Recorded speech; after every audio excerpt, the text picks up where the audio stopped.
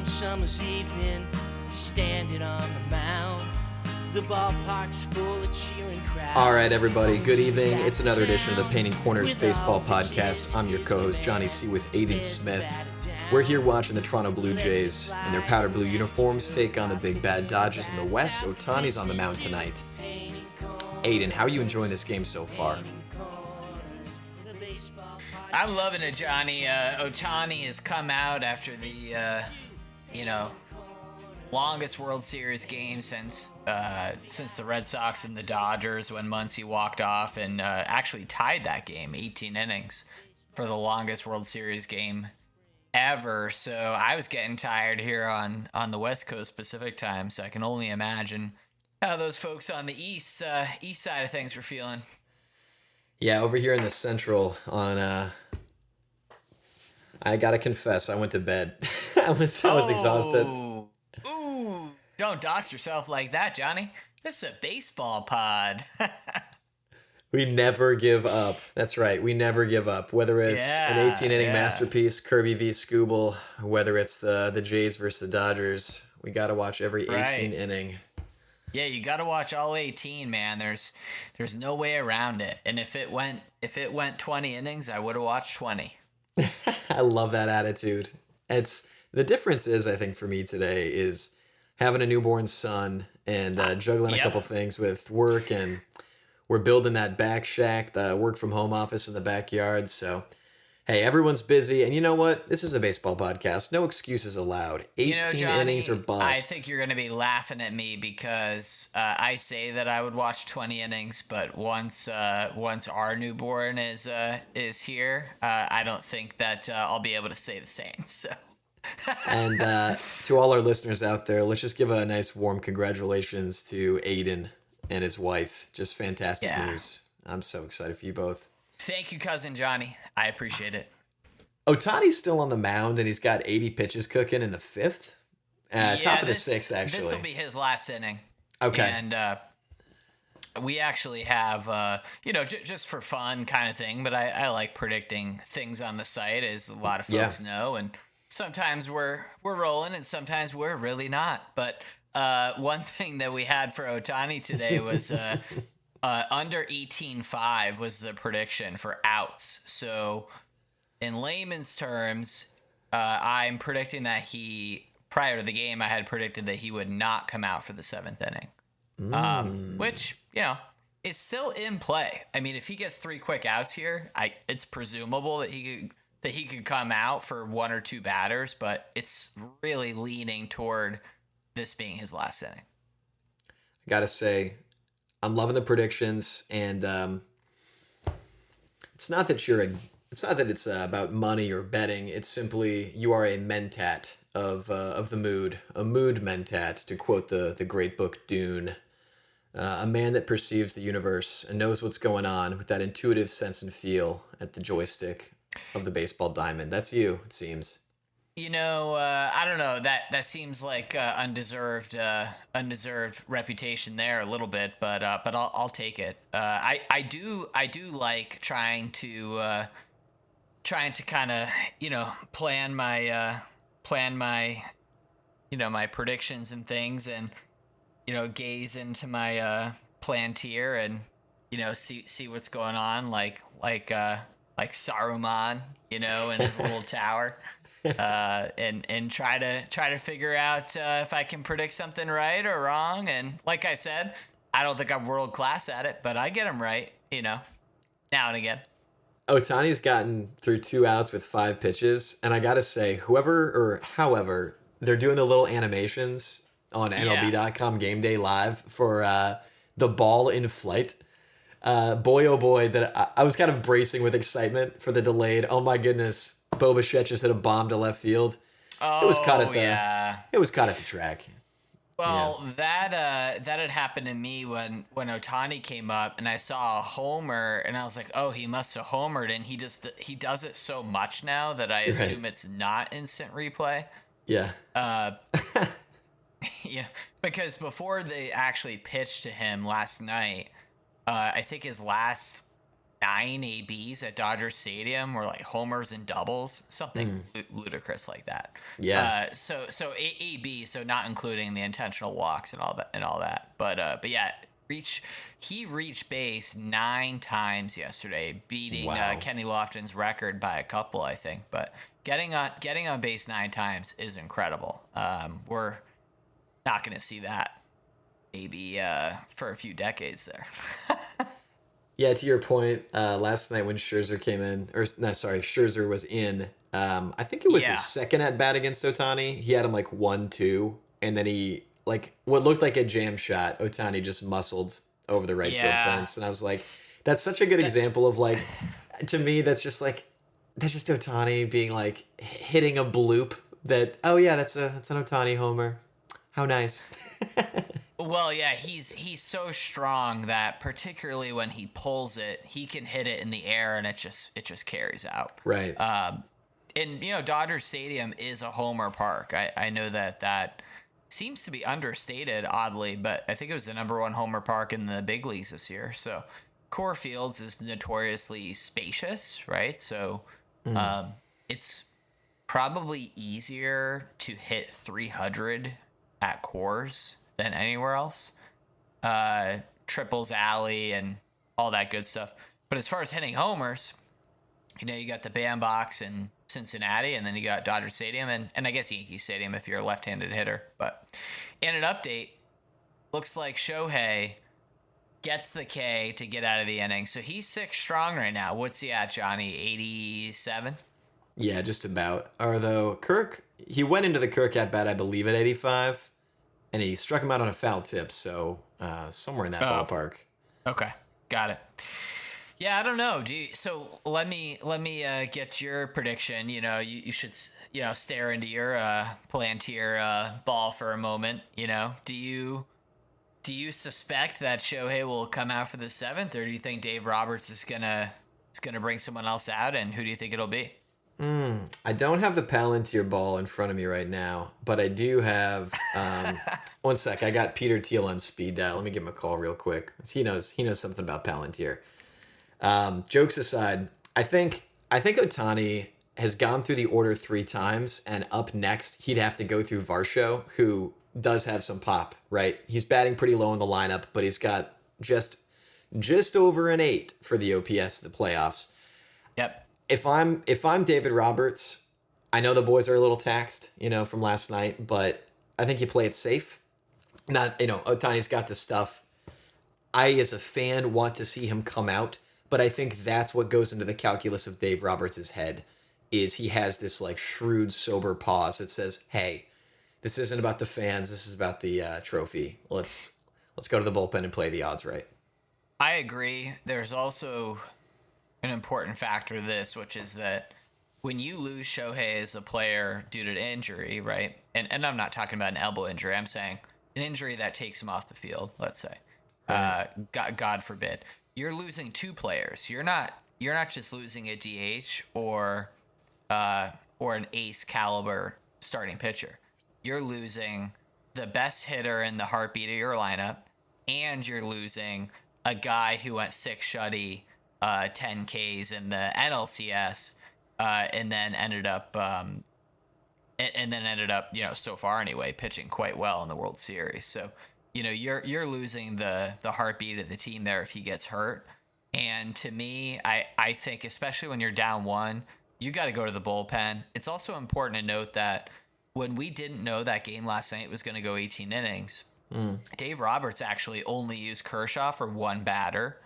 I think Anthony Bonda threw 3 pitches. So, there are a few guys who did not pitch much. So you do have some folks available. Will Klein, probably not available today after being an unlikely hero for the entire city of Los Angeles and the country of Japan. So, unlikely Will in both Klein, counts. Huge props. 4 innings. Just totally keeping the Dodgers in that game, shutout baseball, to eventually give Freddie a shot to walk it off. Speaking of Freddie, Freddie's hit a little knock here against Bieber to kick off the bottom of the 6th. And Interesting. Singles on a ground ball to first baseman Vladimir Guerrero. See, I've got the text. You've got the viz. What does it look like? Is it an error? I don't know. Hold on. I'm a little behind. Regardless, Bieber's rocking 5 innings pitched, 3K, 1 unrun. He's just about to touch 80 pitches. I think Bieber's having a fantastic night. This is great to see for him. He's looked really good. He had that changeup away to Shohei to put him away. I think it was on a 2-2 count. That was a really nice pitch made by Bieber. And especially when Shohei's going right, I mean, he's probably the second hardest hitter to face in the MLB after Aaron Judge. So, and I do see that Vlad play now. I have a little bit of latency, but it looks like to me that's going to be a base hit, Johnny. He has to go to his opposite side. He had to get down on the ground and kind of lay out for that. I don't think you're getting an error on that. Will Smith then comes up and lines out sharply to Dalton, followed up with a nice little mound visit. And I remember we were talking a couple nights ago, and this was a similar pattern when we were watching Gossman roll through 7. And we saw oh, wow, he's getting some hard hit contact. He's getting some loud outs, high exit velo, some line outs.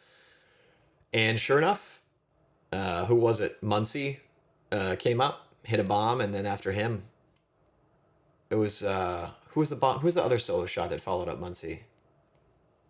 I can't recall at the time, but Yeah, let me think about that. Was it Will Smith? I think it was Smith and Muncy, right? I think it was Will Smith because Smith went. Okay, got it. Because remember we were talking about how it was Will Smith, Teo, and then Muncy, and I made the point that I thought that they were going to take Goss out because Muncy's a left-handed power hitter. Right. And they left him in to face Max, and then boom, another bomb. So yeah. Boom, another bomb. Bieber just gave up a knock. Teo just singled on a line drive to Dalton, so now it's first and second, 1 out. You still got room for the double play. Well, that might be it for Bieber there, Johnny. He's at 80. That is his threshold, yeah. Yeah, he's right about there. Yeah, Savage is in a similar area, and, that is a disadvantage for the Blue Jays in this series that,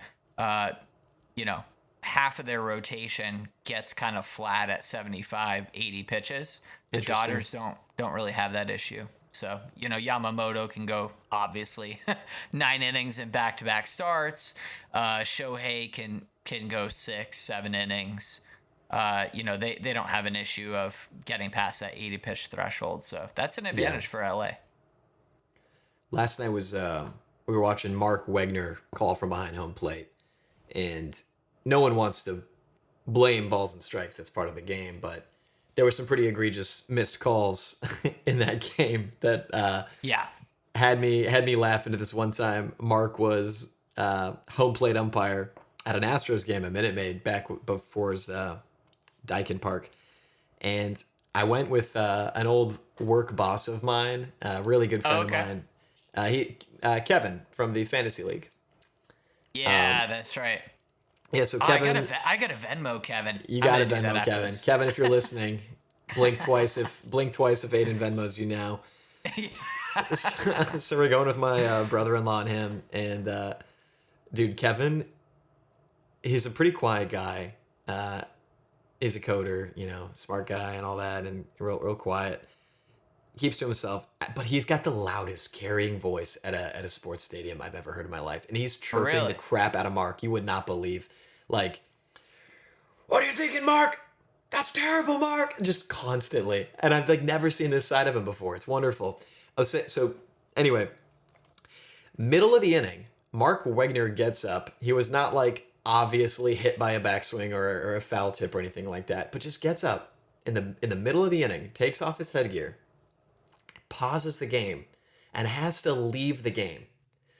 And as he's walking off the field, Kevin starts chirping the crap out of Mark, implying that he's the one kicking Mark off the field. And everybody can hear Kevin's voice on some Dumbledore with the wand to the throat shit. Wow. Everyone can hear it. So the running joke was that Mark Wegner is actually suffering from Kevin's chirps still to this day. Wow. Yeah, it sounds like Kevin might be living rent free in Mark's head. And that's why he missed the call that got Bo picked off. Wow. I mean, Full what circle. a terrible confluence of events there. I will say, you know, you have to pay attention there if you're Dalton. And when he did that double take and tried to walk to first, that is what got Bo called out, in my opinion. That's right. Hey, Max flies out. We're at 2 outs, still 2 on. Runners have not advanced, and the Fluharty is in there. Yeah, so it looks like we were right on there with the pitch count and the pull. So Good call. Bieber's night is done. He got the old handshake, and I mean, really, job well done. We'll see if they can leave these guys stranded, but you have to consider that as success if you're John Schneider. You got to get tonight. You got to tie it up tonight. You got to get to 2-2. You do, but I'm just saying from the standpoint of what did you get out of Shane Bieber, right? You got 80 pitches, you got 16 outs. Sure, you left a couple ducks on the pond, but ultimately, to me, that is definitely a win. He was projected to finish 5 innings ish, and he ended up getting it out in the 6th. So, if Fluharty can get out of this, Blue Jays are in good shape. I have this funny thing from, I guess, being up from northern Vermont originally, and part of our family descending from Trois-Rivières, outside of Quebec. And so whenever I see the maple leaf on the hat, or just like register that, even though Toronto, I think, is more of like the British colonial side of things than obviously Montreal or Quebec. Yeah. Every time I see a reliever come out of the Blue Jays bullpen, I just have this default, like, it's some dude straight out of Quebec. And so whenever I read Fluharty's name, or not even bullpen, I guess, Savage, I'm just like, there's a good noble farmer boy from Quebec, speaking French, throwing the ball. And then they're like, yeah, so Trey Savage, he's grew up in Pittsburgh or whatever. I think it's Pittsburgh or Philly or something like that. And I was like, well, there goes that fantasy. That's hilarious. Yeah, I remember being at T-Mobile Park when the draft was happening in 2024 and interviewing Durangelo Sinja when the Mariners drafted him. But I thought that there's a good chance they would get Savage. Obviously didn't end up happening, and then they got Ryan Sloan with their next pick, who they paid like a first-round draft pick. So I want to say Sinja was paid under slot. So, I mean, I think it worked out, but it's hard not to look at Savage and what he's done this year and think from Seattle's perspective, like, man, did we miss on one there? Maybe. However, I think they're sitting pretty with their stock of arms they've got, with Brian Wu back to health, so to speak. And for sure. Their draft pick last year out of the old Go Tigers. Yep. 100%. Yeah. I mean, yeah. And we'll get into it with a multiple full, pods on the off season. But I do think that Seattle did some things nicely this past winter and at the trade deadline, and so did Toronto. It was an underrated deal at the time, but you look at how they got Louis Varland there. And I want to say Ty France was in that trade from Minnesota, right? But, the Twins, Thad Levine, blew up that roster. And, I can't imagine this Blue Jays bullpen in the World Series without Louis. Louis. Louis the Sun God. Louis the sunless king of the northern tundras of Minnesota, land of 10,000 lakes, coming on down in the blow up the team deal to join. Not really coming on down, though, is he? He's going further up into the Arctic Circle. Yeah. Well, yeah, he's going up. Win some, lose some. And it looks like the Jays have a real shot to win game 4 here. So we got Varsho, Clement, and Jimenez coming up. Good for Fluharty striking out Edman there and really shutting that inning down. That's very impressive to see. I was a little alarmed with his and Little's performances of late in the playoffs. But I guess that's what this Jays bullpen is, right? Like sometimes it's, Varland and Hoffman are your 1-2 magic punch and somebody's going to step up. Dalton singles to lead it off. And Ohtani's back out there? Wow. Man, I'm cheesing. That's crazy. So he's at 91 and he's still in? Or is that going to be it now that Varsho got on? So, yeah, Varsho's on, but he's got Clement, who's 0 for 2 with the K, and Jimenez. They got the bottom of the order. They're going 7, 8, 9 here. Wow. I wonder if this is going to be a David Roberts regret. But I don't want to say that. It's David Roberts. You know what I'm saying? Could be. Yeah, Varsho. Did Varsho get a hold of that one pretty well? Nah, it's pretty softly hit. 82 miles an hour. A buddy of mine's actually at this game right now watching Ohtani pitch. Good for him. He's in LA? Yeah, it's based in LA. Oh, okay. Got it. Ooh. Let's see. Ooh. You got to think that's it right there. Oh, Dewey. What's going on? Looks like we got a two-bagger. A two-bagger for Ernie. Dude. You know what I'm going to lobby for? Is there Yes. a guy named Bert in the major leagues? Because we need a Bert and Ernie on the Jays roster. A little would collab. Be some crazy riz. I like the collab. Bring us the Bert and Ernie. We got Luis Robert Jr. It's not going to do it. It's too much. Too much of a stretch. Yeah. I don't think that'll hunt. Hey, quick thought for you and for the viewers. Favorite Yes. favorite powder blue jerseys in baseball ranked. Historically is fine. I don't know. I mean, I'm not really that much of a jersey guy. I don't know if I'm the right guy to ask. Not a jersey guy. Tell that to Jersey Mike's, honestly. The hot pepper tapenade, I've been meaning to go over there and pick some Are up. you a big hoagie guy, Johnny? I call it subs because I'm not a weirdo, but if you want to do you, that's fine. No, fun fact, most of my life has actually been working back of house in restaurants. Yeah, sure. And one of the times I worked at this Italian deli. Johnny, I'm sorry. That's it for Shohei Ohtani. I had to point that out. Yeah, no outs, 2 men on. Dave Roberts is taking the ball, but yes, I really do want to hear that story about your trauma with sub vernacular. Well, I will. It's a lot of subterfuge about old times working at an Italian deli in the heat of the New Orleans summer. Not much there. Not much there. I will say though, the Italians did teach me how to make meats, how to make a nice chicken parm, how to bang out a chicken cutlet and roll a meatball and make a great meatball. So let me ask you something. What's your favorite Italian dish? Okay. Because I know mine. Here's the thing. It's chicken parm with eggplant parm. Yeah, it's got to be chicken parm. I'm an American. When I go into a restaurant, I want it to feel like I'm in a Sopranos episode.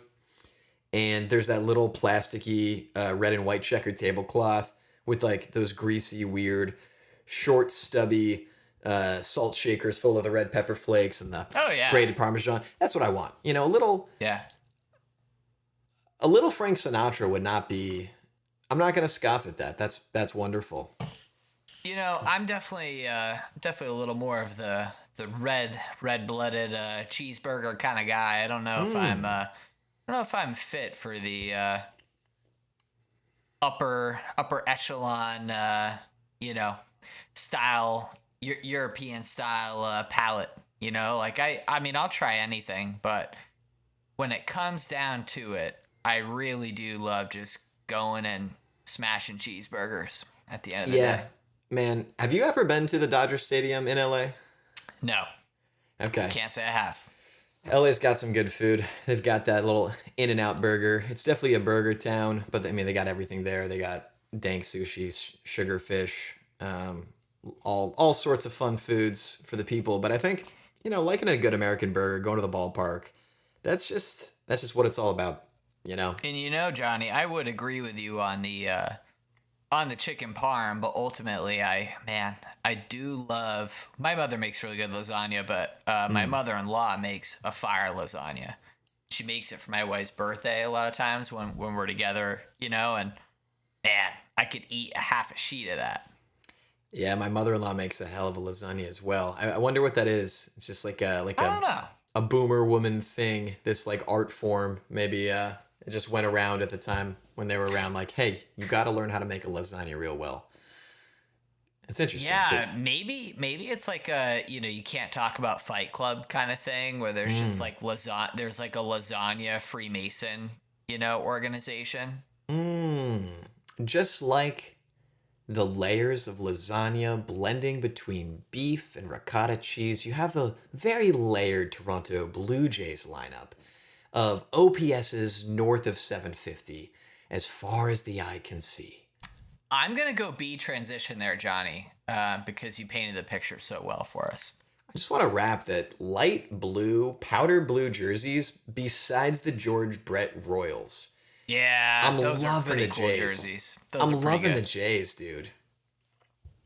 You know what I also loved about George Brett? That he was such a baller, man. He's such a baller, dude. I mean, he was hitting 380, 390, no problem. It's just, you couldn't get the guy out. It's just... He's so cool. Guys like that, they aren't around anymore. Like, Luis Ariz is one of the last standing members of that club where it's really hard to strike the guy out. And if you're not left-handed, if you're a right-hander, like, you're not striking Luis Ariz out. Who was the Yankees manager? Was it Billy Martin that accused George Brett? Yeah, correct. Yeah, that's right. Oh, my with goodness. the pine tar you're talking about? Yeah. Dude, that's so crazy. Shout out to George Brett, though. What an original gangster. Absolutely. Him, I think, and Tony Gwynn do not get enough love. Tony Gwynn is like, oh, man. I don't know. Tony Gwynn is just Tony Gwynn. That's what he's like. He's the unsung hero of Major League Baseball. He might be top 5. Man, I love Tony. I mean, the thing that I would say is George has the defense. George has the defense at third going for him from a career resume standpoint. Mm-hmm. He won the Gold Glove, but he was just reputationally considered a really good defender. I don't know if Tony was like considered in the league at the time anyway to be. He's got more Gold Gloves, but I don't know. I feel like Brett was considered to be a better defender, but Tony's got 8 batting titles. So I don't know. I feel like you kind of got to give it to Tony if you're comparing him head to head. Yeah. Right? I think I did this like last year. I just went on BREF and oh yeah, we've all done it. Yeah, I just did one of the late night BREFs where you're like, man, Manny Ramirez was awesome. Let's compare him to Tony Gwynn. So I mean, you kind of have to, like, once you start thinking about it, it's really compulsive. If I think about the matchup, I have to compare them. Absolutely. Absolutely. I mean, that's what we're doing right now. That's the last thing I do, right? I have to do it. I'll have heart palpitations and I'll be typing in Manny's name into BREF to figure out what he hit in 2003, He died doing what he loved. So Gwynn's got 135 bombs. However, he's got 3,100 hits. A 338 career batting average. Though, what we care about on this podcast is the OPS plus that BREF carries, as well as the WRC plus that Fangraphs carries. Although they're pretty tight. I mean, what's Brett, 135? You talking OPS plus? Yeah, and Gwen's 132. That's pretty tight. That's pretty tight. And I mean, it depends on what metrics you're using, I guess. Tony Gwen's defense went downhill pretty fast in his 30s. So, and I guess this is really what I had poorly explained earlier, but when he racked up the Gold Gloves, he was a pretty good athlete, but he declined faster in the field than Brett did. This is Painting Corners Baseball Podcast, not Sports Center. Little priority score update for you. Andres Jimenez, the big OPS at the bottom of the Toronto order. Singles on a line drive to left fielder Enrique Hernandez. Dalton Varsho scores. Ernie Clement to third. Toronto's up 3-1. Man, what is IKF going to do? He's going to get an out. What kind of an out? And he had a 3-1 count, no less. It's got to be a pop-up. Oh, you're on Gamecast. Bruh, I'm cheating. Yeah, I was wondering because you're announcing some of this stuff, and I'm like, man, I'm so far behind you. Oh, brutal. IKF got the 3-1 count with no outs and lines into a double play. That's a critical hit. I'm so glad. I was about to be like, this series is going back to the Rogers Center. I was getting excited for bases loaded, nobody out. You know, Johnny, I'm pretty sure that 5-3 double plays are the antithesis of aura, right? Yeah, it's negative aura. I mean, that's like right. Negative aura. Although if you have positive and negative aura, you can't really have an antithesis of aura if you have positive and negative, right? I think aura, part of it as a word is you can't express it with a negation. You can't express it with a negative sign in front of it, you know? So it's you can't have negative auras. So there is an antithesis to aura. Yeah, there is an antithesis to aura, but aura cannot be stated in the same sentence as that. Honestly, antithesis. I feel like it's a 5-3 double play. I mean, there aren't that many things you can do that are less cool. I mean, really, it's... Although, I'll tell you what I hate more than that is, like, you know, the guy who goes to third and gets thrown out and the run going home doesn't score because it was 2 outs. That's one of the worst things I've ever seen. Yeah, so, and shout out back to the restaurant industry, when an ingredient is out for the night, they call it 86th. And so colloquially, if, like, you want to cancel something, hey, 86 that. Maybe our antithesis is just 5-3. I don't know. Maybe it should be, you know. I mean, I also don't mind 86. They're reviewing the plant first there. I also was in food service for I don't know, 7-8 years, so on and off. So I put in my time. But I don't know. What do you think, Johnny? Is he in? He looks like he's in. I don't know if it's gonna get overturned. Is it gonna be a stands? It's not gonna get overturned. Ooh, maybe it will. That might get overturned. You gotta figure your life out. You got me on the edge of my seat. You got me excited. I'm bought into the first sharp inhale of breath, and now you're hitting me with the it's not gonna get overturned, and maybe it will. Yeah, I mean, pump some confidence though, Johnny, in me. That's what life's all about, right? The call was overturned. Yeah. You know, when he puts his hand and it looks like it's on Freddie's foot, I think he gets part of the bag there. You know? And I think that's where they're overturning it right there. Watch it one more time. You can see where his hand goes on Freddie's foot, and I think he caught part of the bag there. Honestly, I can't see the replay from Gamecast. It sucks. Walk me through the bullpen plan here if you're the Dodgers. I'm going to pass that back to you. I think you have an interesting plan, and I want to react to that. Well, I think you got to start with the guys who haven't thrown a lot in the last couple of days. So you already have Bonda in.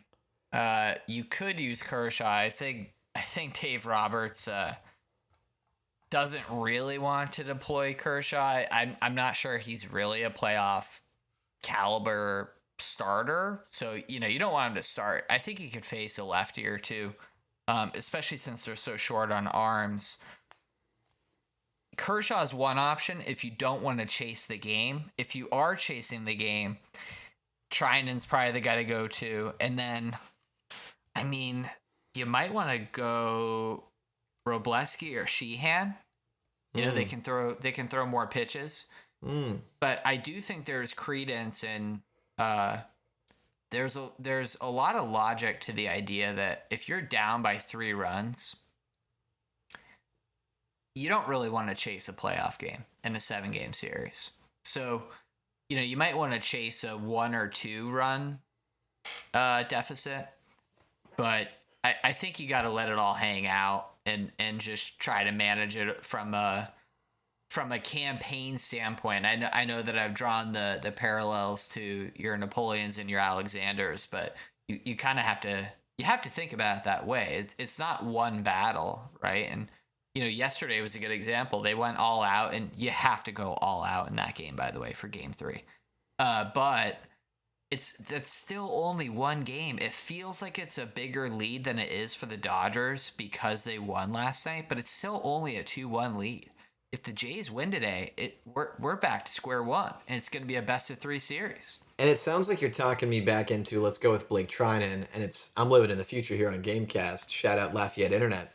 But Blake Trinan did come in, and so it seems like Dave Roberts does want to chase this game. However, he did not account for clutch Bo Bichette singling to left field and scoring Andres Jimenez. Wow. We are living in an unbelievable time period. Are you kidding me? He just hit it over the left fielder's head. That's Kike, right? He just hit it over Kike's head? Wow. Oh, my goodness. With 2 outs, no less. Oh, 2 out hit.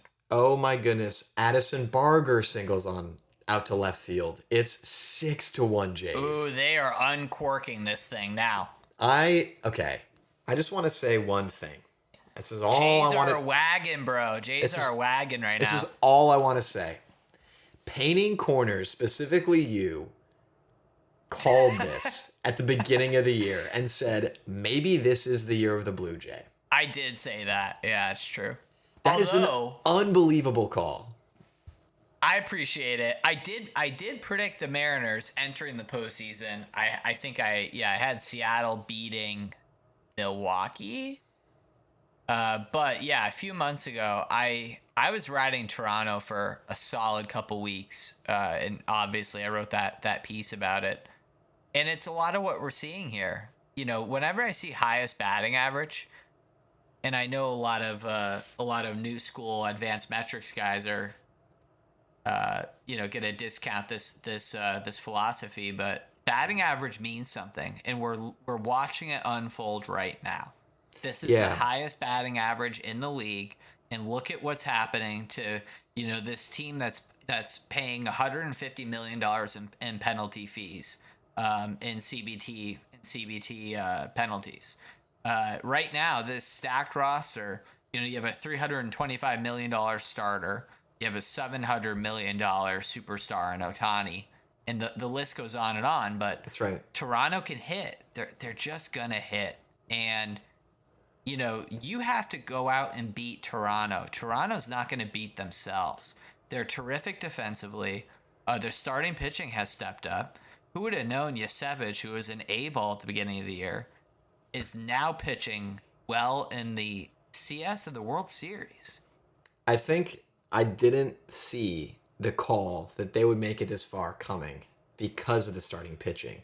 But that has been the biggest both surprise on what you get from your farm system with Yasevich, but also what they did at the deadline, getting Bieber, or rather, Louis. And they got Louis. It's been a wild ride.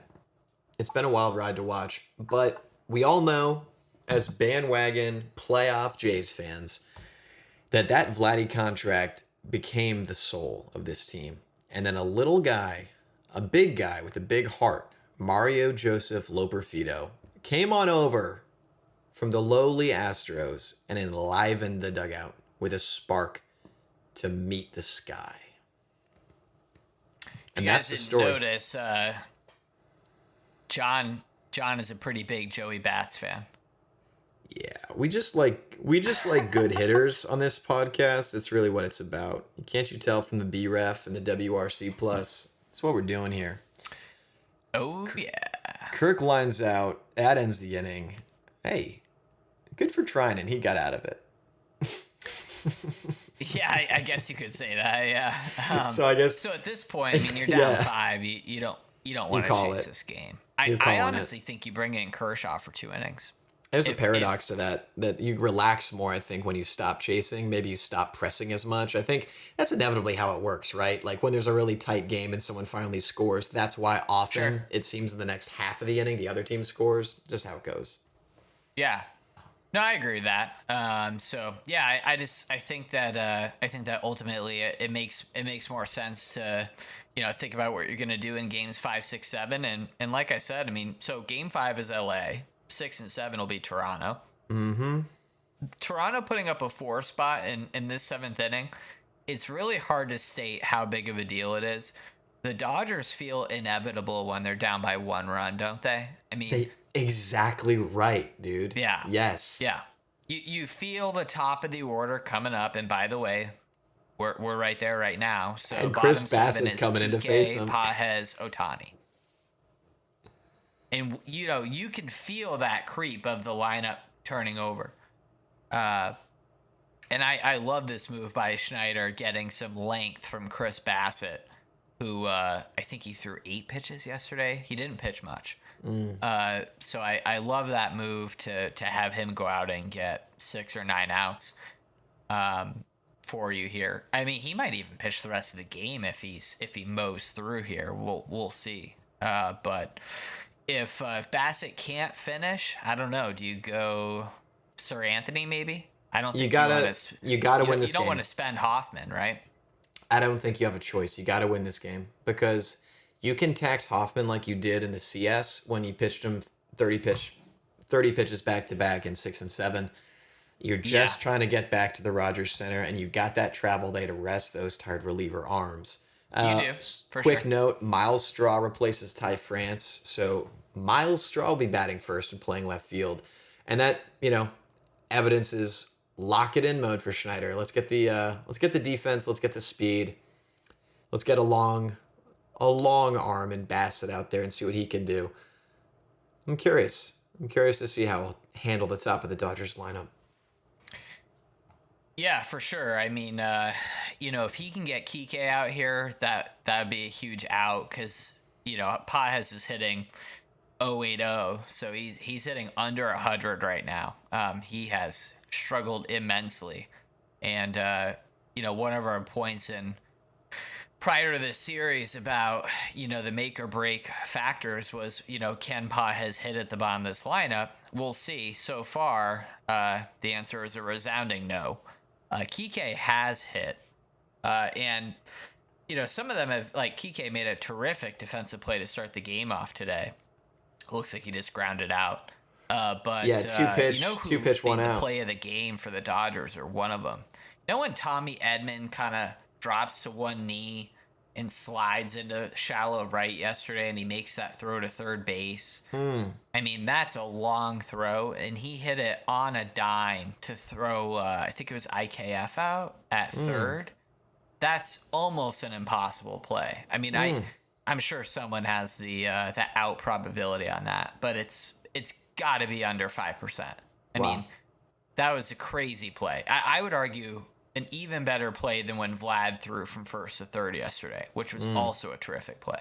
It's nice to see you get that confirmation from the last podcast of Vlad being this like low-key awesome defensive second baseman because of that gun that can ping it out at third.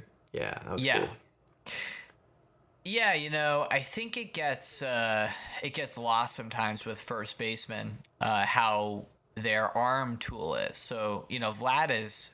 It's not that he's not in right field because he can't throw. He's not in right field because he doesn't move well enough to play right field. But he has a 70 grade arm, just like his old man. Alex Call is pitch hitting right now for Pages after the Kike ground out, and he just got called out on strikes. So this is exactly what you want.